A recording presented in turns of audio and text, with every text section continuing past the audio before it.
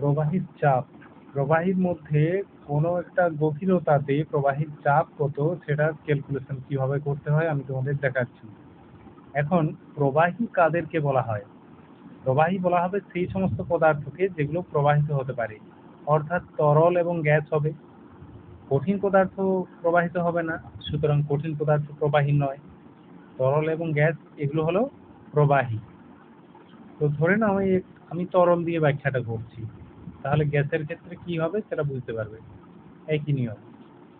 এই পাত্রতে, এই যে বড় পাত্রটাতে কিছু পরিমাণ তরল রাখা আছে, যার উপরিতল হলো এটা, এটা উপরিতল। এই উপরিতল থেকে এইচ গভীরতায় কোন একটা লেভেলে আমি তরলের চাপ নির্ণয় করতে চাই। অর্থাৎ তরলের উপরিতল থেকে এইচ গভীরতায় তরলের চাপ কত সেটা কিভাবে নির্ণয় করতে হয় আমি দেখাই। এটা করার জন্য একটা লম্ববৃত্তাকার চোঙাকৃতি অংশ কল্পনা করা হলো তরলের মধ্যে, যার উপরিতল এই তরলের যেটা উপরিতল সেই উপরিতলের একই একই উপরিতল বিশিষ্ট। এটা হলো তরলের উপরিতল।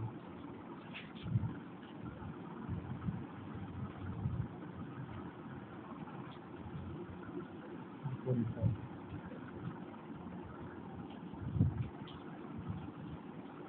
তাহলে উপরিতল থেকে এইচ গভীরতায় তরলের চাপ নির্ণয় করার জন্য এইচ উচ্চতা বিশিষ্ট একটি লম্ববৃত্তাকার চোঙ কল্পনা করা হলো, যার বৃত্তাকার প্রস্থচ্ছেদের ক্ষেত্রফল বা বৃত্তাকার তলদেশের ক্ষেত্রফল ওদের জানা থাকতে হবে। ধরে নিলাম এই এ। তাহলে এই যে লম্ববৃত্তাকার চোঙাকৃতি অংশে যে পরিমাণ তরল রয়েছে তার ওজন কত সেটাই এই ক্ষেত্রফলের উপর নিচের দিকে প্রযুক্ত হচ্ছে।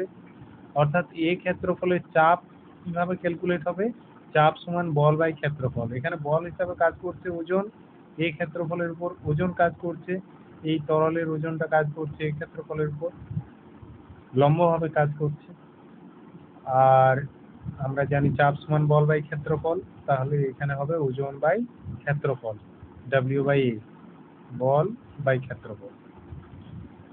তাহলে আমরা বলবো যে এই গভীরতায় যে কোনো স্থানেই চাপের মানটা এটাই হবে, কারণ অন্য যে কোনো জায়গায় লম্ববৃত্তাকার চোঙ কল্পনা করলে ওই একই আসবে। এটা এটা আমরা দেখাবো গাণিতিক রাশিমালাটা, যে কোনো জায়গাতে যে কোনো মাপেরই আমি লম্ববৃত্তাকার চোঙ কল্পনা করি না কেন, এই উচ্চতা বিশিষ্ট যে কোনো প্রস্থচ্ছেদের লম্ববৃত্তাকার চোঙ কল্পনা করি না কেন, সব ক্ষেত্রেই চাপের মানটা একই আসবে। তাহলে এই চাপের মানটা কত ক্যালকুলেশন করা যায়? এই অংশের এই লম্ববৃত্তাকার চোঙাকৃতি যে অংশটা কল্পনা করা হয়েছে তাতে অবস্থিত ওই তরলের ওজনটা বের করতে হবে। তো ওজন বের করতে গেলে ভর গুণিত অভিকর্ষ ত্বরণ করতে হয়। এখন ভরটা জানা নেই, ভর জানতে গেলে আয়তন গুণিত তরলের ঘনত্ব এটা করতে হবে। এবার আয়তন জানা নেই, আয়তন নির্ণয় করতে গেলে এই লম্ববৃত্তাকার চোঙাকৃতি অংশের প্রস্থচ্ছেদের ক্ষেত্রফল ইন্টু উচ্চতা বা ভূমিতলের ক্ষেত্রফল ইন্টু উচ্চতা এটা করতে হবে। তো এখানে আমি আয়তন ক্যালকুলেশন পর্যন্ত লিখেছি, ভি সমান এ ইন্টু এই। তাহলে যে পরিমাণ তরল রয়েছে এই অংশটাতে তার ভর কত, ভরটা ক্যালকুলেট করব ঘনত্ব দিয়ে গুণ করলে পাবো। ভর এম ধরে নিলাম, তাহলে এই পাশে লিখি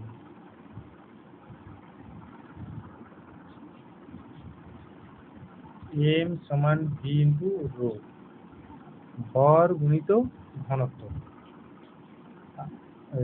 আয়তন গুণিত ঘনত্ব, ভর সমান আয়তন গুণিত ঘনত্ব। এবারে ওজন ডাব্লিউ কি করে পাওয়া যাবে? ডাব্লিউ সমান এম ইন্টু জি।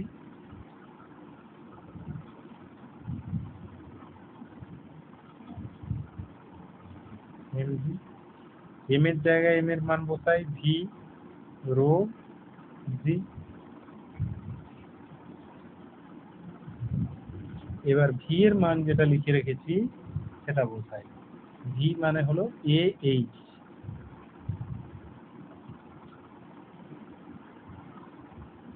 এ এইচ রো জি। এবার চাপ, চাপ পি সমান W/A।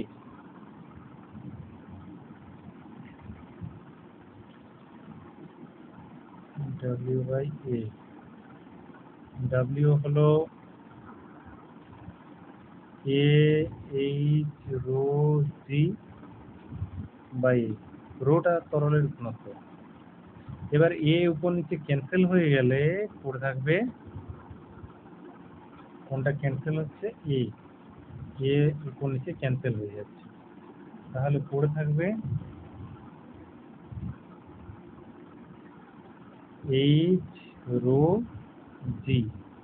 স্পষ্ট দেখা যাচ্ছে যে এটাতে এ থাকছে না, রাশিটি থাকছে না। এইচ গভীরতায় তরলের চাপ যেটা নির্ণয় করা হলো পি, এটাতে এই যে কল্পনা করেছি লম্ববৃত্তাকার চোঙাকৃতি অংশ, তার প্রস্থচ্ছেদের ক্ষেত্রফল এখানে থাকছে না। সুতরাং যে কোনো প্রস্থচ্ছেদেরই লম্ববৃত্তাকার চোঙাকৃতি অংশ কল্পনা করি না কেন, চাপটা নির্ভর করবে উচ্চতা, তরলের ঘনত্ব এবং অভিকর্ষ ত্বরণের উপর।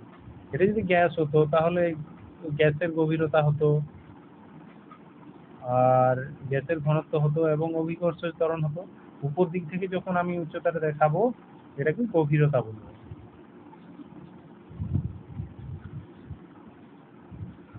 আর যদি নিচ দিক থেকে আমি মেপে থাকি, যেমন বায়ুমণ্ডলের চাপ নির্ণয়ের সময় নিচ দিক থেকে কতটা হাইট পর্যন্ত বায়ু রয়েছে এটা মাপবো, তখন উচ্চতা বলবো। এইভাবে বা এই তরল রয়েছে পাত্রের তলদেশে চাপ নির্ণয় করতে গেলে তখন উপরিতল পর্যন্ত যে উচ্চতাটা, সেটাকে উচ্চতাও বলতে পারি, বা উপর থেকে নিচ পর্যন্ত গভীরতা বলতে পারি। মানে এই জায়গায় উচ্চতা বা গভীরতার কথাটা ইউজ করা যায়। এবার বলি চাপ দেখালাম, এখানে ছবিতে যেটা বুঝতে পারছো যে ওজন নিচের দিকে কাজ করছে, মনে হতেই পারে যে চাপ বোধহয় নিচের দিকে কাজ করে, কিন্তু প্রবাহীর মধ্যে চাপ সব দিকে কাজ করে এবং সমানভাবে কাজ করে, অবশ্যই একটা নির্দিষ্ট গভীরতায়। এই যে এইচ গভীরতাতে চাপ শুধু নিচ দিকে কাজ করছে তা নয়, পাশের দিকেও কাজ করছে, যে কোনো দিকে কাজ করছে। তোমরা ভাববে যে এটা কি করে সম্ভব। এই যে লম্ববৃত্তাকার চোঙাকৃতি অংশটা কল্পনা করেছি, এতে অবস্থিত তরলের ওজন তো শুধুমাত্র নিচ দিকে কাজ করছে, তাহলে প্রবাহীর চাপ তো নিচ দিকে কাজ করা উচিত। কেন যে কোনো দিকে কাজ করবে না? এটা বোঝানোর জন্য আমি অন্য একটা ছবি সাহায্য নিচ্ছি।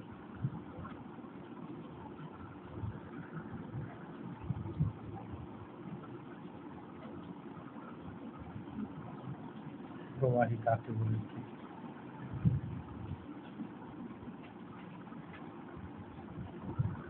তো ধরে নাও এই পাত্রটাতে কিছু পরিমাণ প্রবাহী রয়েছে, তরল থাকতে পারে, গ্যাস থাকতে পারে। তো এখানে গ্যাসের অণুগুলোকে আমি দেখাই,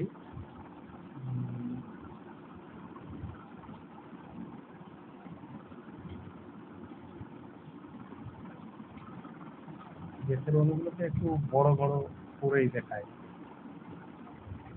বুঝার সুবিধার জন্য।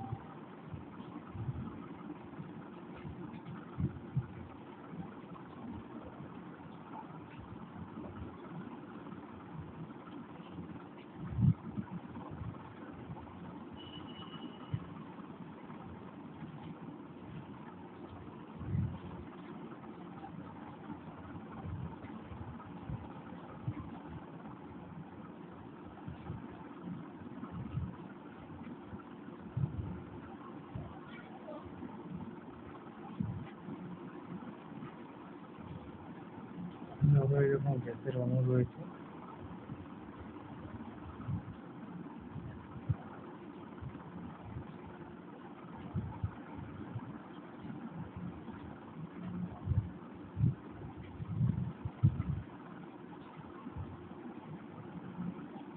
পুরো পূর্ণ দেখাবো, পুরোপুরি গ্যাসের অণু দ্বারা এটা বা তরলের অণু দ্বারা এটা পূর্ণ আছে।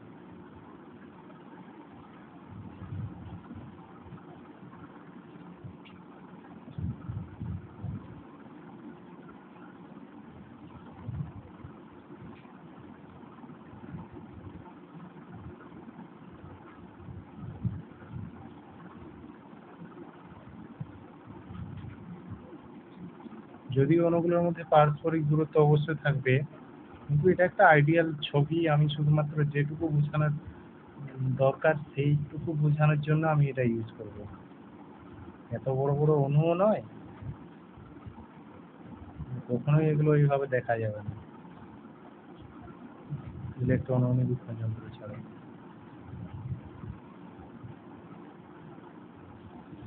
হ্যাঁ, এবারে বোঝানো সম্ভব হবে। ধরো প্রবাহীর কোনো অংশে আমি চাপটাকে দেখাচ্ছি।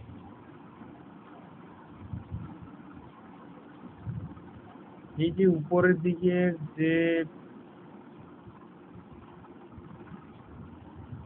দিকে যে প্রবাহীর অংশ রয়েছে, উপরের দিকে যে অণুগুলো রয়েছে তাদের ওজন নিচ দিকে কাজ করছে। এবার নিচের যে অণুটা তাকে যখন ঠেলবে নিচের দিকে, ধরো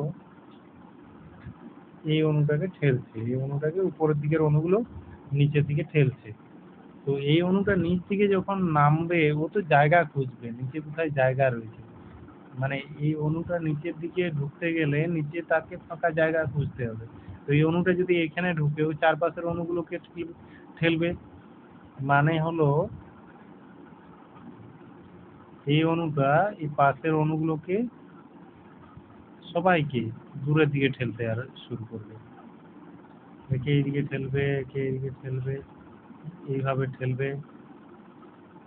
সব পার্শ্ববর্তী অণুগুলোকে সে ঠেলে সরিয়ে জায়গা খোঁজার চেষ্টা করবে যখন নিচ দিকে নামাতে চাইবো। ও সমস্ত পাশের অণুগুলোকে ঠেলে সরাতে চেষ্টা করবে। আর কেন সরাতে চেষ্টা করছে, কারণ একে ঠেলছে, উপরের দিকের অণুগুলো ঠেলছেন, তাই এ পার্শ্ববর্তী অণুগুলোকে ঠেলে সরিয়ে জায়গা করার চেষ্টা করছে। ধরো একটা ভিড়ের মধ্যে, ভিড় বাসে প্রচুর লোক ঠাসাঠাসি করে উঠেছে। এবার কন্ডাক্টর আবার প্যাসেঞ্জার নিচ্ছে। তো সেই প্যাসেঞ্জার তাকে যখন ভিতর দিকে যেতে বলা হচ্ছে, সে জোর করে সবাইকে ঠেলে সরিয়ে সে জায়গা করে ঢুকছে। তার মানে সব দিকেই সে চাপ প্রদান করবে। এই কারণেই প্রবাহীর মধ্যে চাপ সব দিকে কাজ করে এবং সমানভাবে কাজ করে। আশা করি বোঝা গেছে যে চাপটা কেন সব দিকে সমানভাবে কাজ করে, কিন্তু এই চাপের মানটা উচ্চতার উপরেই নির্ভর করবে।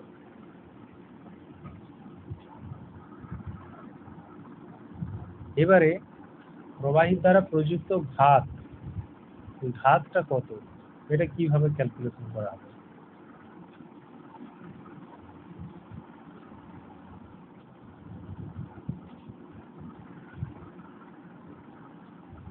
যে কোনো ক্ষেত্রে ছবির সাহায্যে বোঝালে সব থেকে সুবিধা হবে।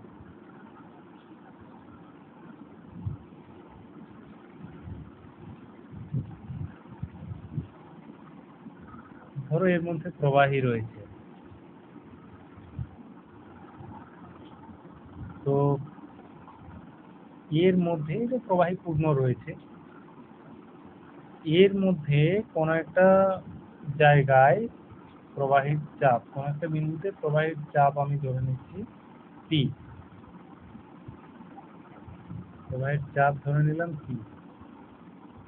এখানে কোনো একটা বিন্দুতে প্রবাহের চাপ পি ধরে নিলাম।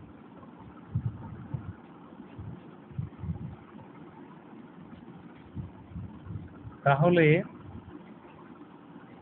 এই স্থানে পি চাপটা তো সব দিকেই কাজ করবে, সব দিকেই কাজ করবে।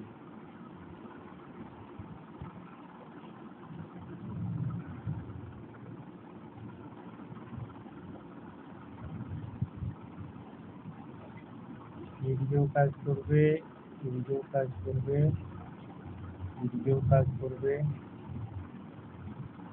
এদিকেও কাজ করবে, এদিকেও কাজ করবে। এটা তো একটা পাতা, পাতা তো 2D স্পেস, 2D স্পেসে 3D ছবি বোঝানো কিছুটা কল্পনার সাহায্য নিতে হয়। মানে সব দিকে কাজ করবে, কোনো একটা সমতলে নয় শুধুমাত্র।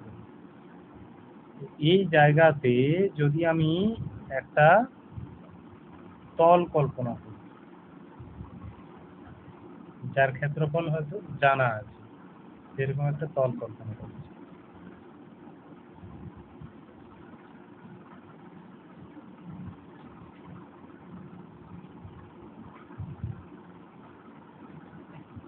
এখানে আমি একটা তল কল্পনা করছি, ধরো একটা লম্ব তল কল্পনা করলাম, এর ক্ষেত্রফল এ।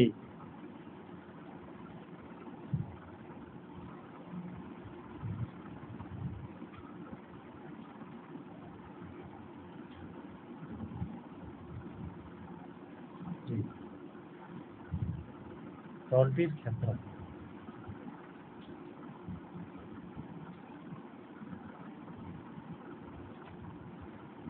সবুজ রঙের যে তলটা কল্পনা করেছি তার ক্ষেত্রফল এই।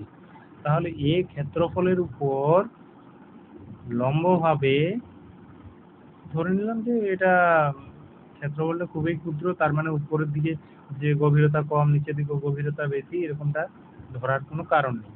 এই সব জায়গাতেই যদি চাপ সমানই হয়, তাহলে চাপ ইনটু ক্ষেত্রফল করলেই তলের উপর লম্বভাবে কত বল প্রযুক্ত হচ্ছে পাওয়া যাবে। তলটা আবার এরকমও হতে পারতো, এরকম ভাবেও অবস্থিত হতে পারতো, বা আরো অন্যরকম তলও কল্পনা করা যাবে। অর্থাৎ যে কোনো দিকে যেহেতু চাপটা কাজ করছে, যে কোনো ক্ষেত্রফলের দিকটা যে কোনো দিকে হতে পারে। তো সেই ক্ষেত্রফলের উপর ওই তলটার উপর প্রতি একক ক্ষেত্রফলে যে বল কাজ করছে সেটা হলো চাপ পি।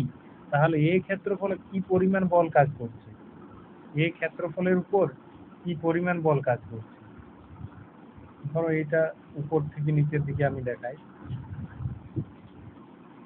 এই তলটার উপর সব জায়গায় ওই পি চাপ কাজ করছে, পি চাপ কাজ করছে। তাহলে সম্পূর্ণ তলটার উপর যদি চাপ পি কাজ করতে থাকে, তাহলে এই ক্ষেত্রফলে মোট কি পরিমাণ বল কাজ করবে ওটাকে বলা হবে প্রবাহীর ঘাত। এই ক্ষেত্রফলের উপর প্রবাহীর ঘাত, ঘাত বললে কিন্তু ক্ষেত্রফলটা কত ওটা বা কোন ক্ষেত্রফলের উপর এটা বলা অবশ্যই প্রয়োজন। এই ক্ষেত্রফলের উপর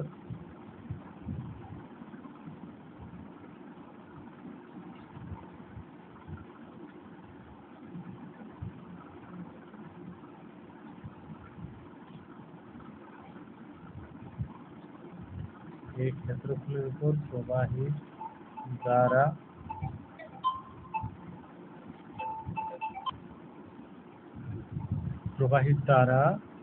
প্রযুক্ত ঘাত,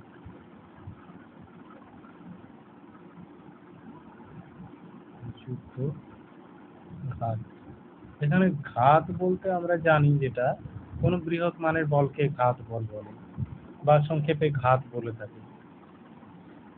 কিন্তু প্রবাহের দ্বারা প্রযুক্ত ঘাত এটা বৃহৎ ক্ষুদ্র যাই হোক, প্রবাহী কোনো একটা তলের উপর মোট যে বল প্রয়োগ করে, লম্বভাবে যে বল প্রয়োগ করে সেটাকে ঘাত বলে।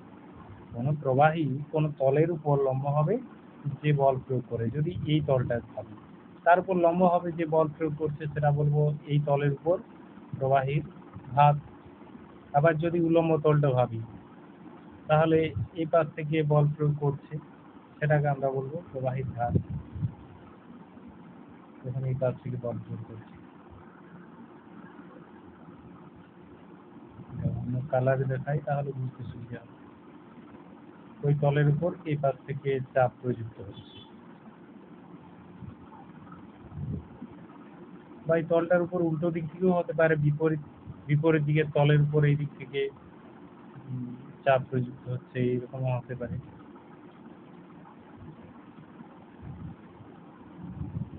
তাহলে ওই ঘাতের মানটা হবে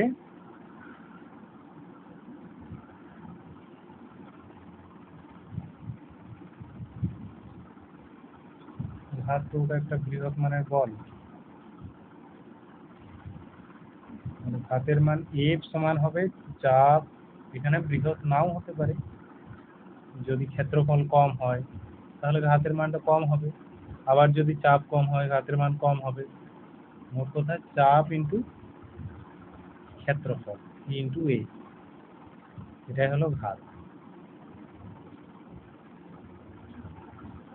তাহলে পাত্রের দেওয়ালেও ঘাত বল প্রয়োগ করতে পারে, এই প্রবাহী যে পাত্রে রাখা আছে সেই পাত্রের দেয়ালের উপরেও চাপ প্রযুক্ত হচ্ছে, সুতরাং দেওয়ালের উপরেও ঘাত বল প্রযুক্ত হচ্ছে। এরপর যদি প্রবাহীর এই পাত্রের উচ্চতা যথেষ্ট বেশি হয়, তাহলে উপরের দিকে প্রবাহীর গভীরতা কম হবে, নিচের দিকে প্রবাহীর গভীরতা বেশি হবে। গভীরতা বেশি হলে চাপের মানটাও বেশি হবে, কারণ আমরা জানি চাপ P সমান H রো G। চাপ P সমান H রো G। তাহলে যদি উপরে ধরে নিচ্ছি, আমি এরকম একটা তল কল্পনা করছি, এখানে প্রবাহীর ঘাত কত ক্যালকুলেট করব। এখানে তো এই উপর থেকে এখান পর্যন্ত গভীরতা যদি H1 হয়, তাহলে উপরের চাপ P1 ধরলে P1 এর মান কত হবে? P1 সমান H1 রো G, রোটা প্রবাহের ঘনত্ব। আর এই যে নিচের এই তলটার একেবারে নিচের অংশের গভীরতা যদি H2 হয়, তাহলে এই গভীরতার যদি H2 হয়, H2 যদি ধরি, এবং এখানে চাপ P2, তাহলে P2 সমান হবে P2 সমান H2 রো G। তাহলে এই তলের উপর যে গড় বল, এই তলটার উপর গড়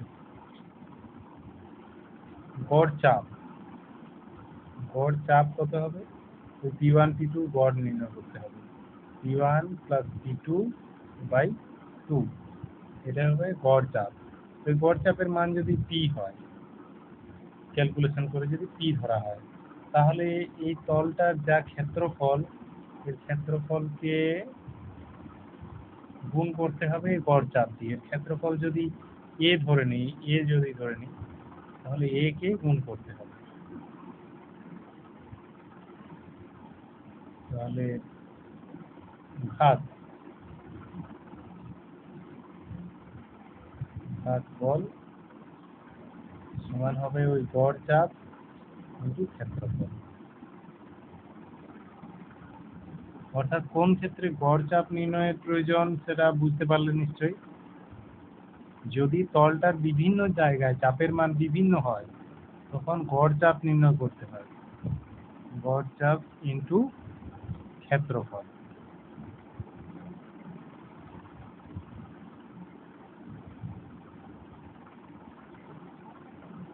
এটা